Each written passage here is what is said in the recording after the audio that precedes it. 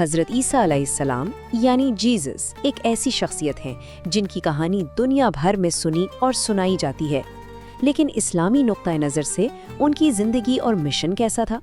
تو آج ہم کچھ ذرائع کی روشنی میں اسی کہانی کے ایک دوسرے رخ کو دیکھیں گے، ایک ایسا بیانیہ جو شاید سب کے لیے نیا ہو۔ تو چلیں اس سفر کا آغاز کرتے ہیں۔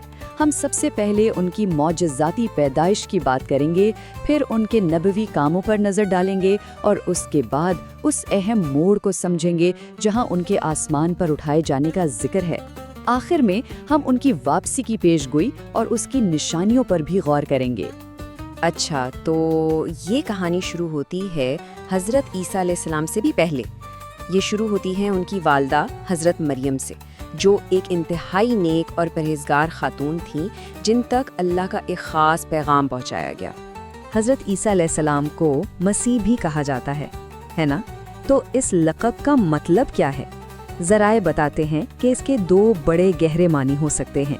ایک مطلب ہے سفر کرنے والا، جو ان کے تبلیغی مشن کی طرف اشارہ ہے، اور دوسرا مطلب ہے ہاتھ پھیر کر شفا دینے والا، جو خدا کے حکم سے ان کے معجزات کو ظاہر کرتا ہے۔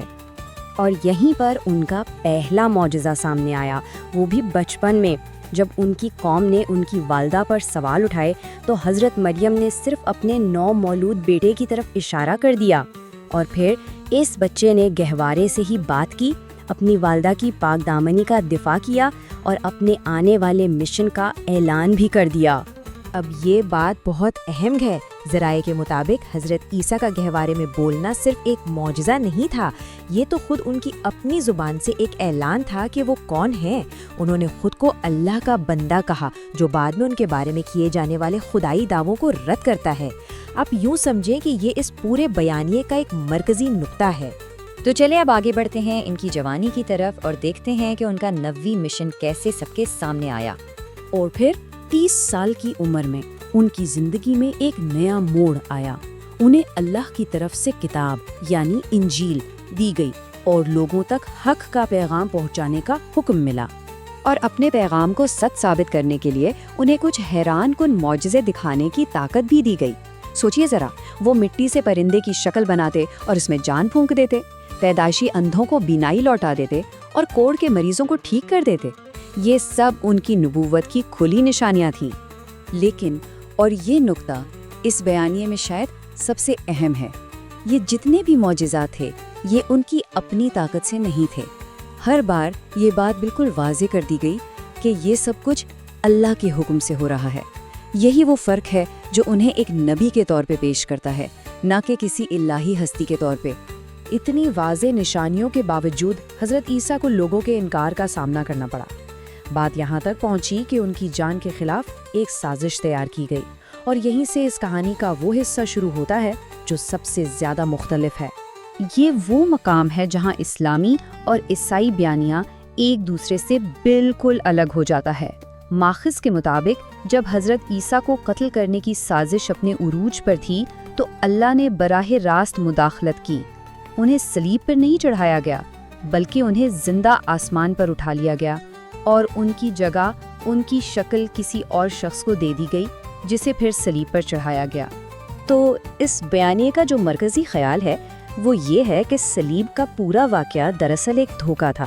حضرت عیسیٰ علیہ السلام کو کوئی نقصان نہیں پہنچا، بلکہ اللہ نے انہیں محفوظ طریقے سے اپنی طرف اٹھا لیا۔ اور یہ جو یقین ہے کہ انہیں صلیب دی گئی وہ ایک بہت بڑی غلط فہمی پر مبنی ہے۔ اچھا، تو جب حضرت عیسیٰ کو آسمان پر اٹھا لیا گیا تو زمین پر ان کے پیروکاروں میں ایک شدید قسم کی الجھن پھیل گئی، جس کی وجہ سے ان کے عقائد میں پھوٹ پڑ گئی۔ اس واقعے کے بعد جو کنفیوژن پیدا ہوئی، اس نے ان کے ماننے والوں کو بنیادی طور پر 3 گروہوں میں بانٹ دیا۔ جیسا کہ ہم یہاں دیکھ سکتے ہیں، پہلا گروہ تھا یعقوبیہ، ان کا ماننا تھا کہ عیسیٰ خود خدا تھے۔ پھر دوسرا بڑا گروہ تھا نستوریہ، جو انہیں خدا کا بیٹا مانتے تھے، اور پھر ایک تیسرا بہت چھوٹا سا گروہ تھا موحدین کا، جو اپنی اصل تعلیمات پر قائم رہا اور انہیں اللہ کا بندہ اور رسول ہی مانتا رہا۔ اور یہی اسلامی نقطہ نظر بھی ہے۔ اور عقائد کا یہ اختلاف صرف لوگوں کی سوچ تک نہیں رہا، بلکہ اس کا اثر مقدس کتابوں پر بھی پڑا۔ ماخذ کا دعویٰ ہے کہ شروع میں بہت ساری اناجیل یا گاسپلز موجود تھیں، لیکن بعد میں یعنی 325 عیسوی میں ان میں سے صرف 4 کو چنا گیا۔ تو آئیے دیکھتے ہیں کہ ان 4 اناجیل کے بارے میں ماخذ کیا کہتا ہے۔ یہاں ہر انجیل کے مصنف پر ایک سوالیہ نشان لگایا گیا ہے۔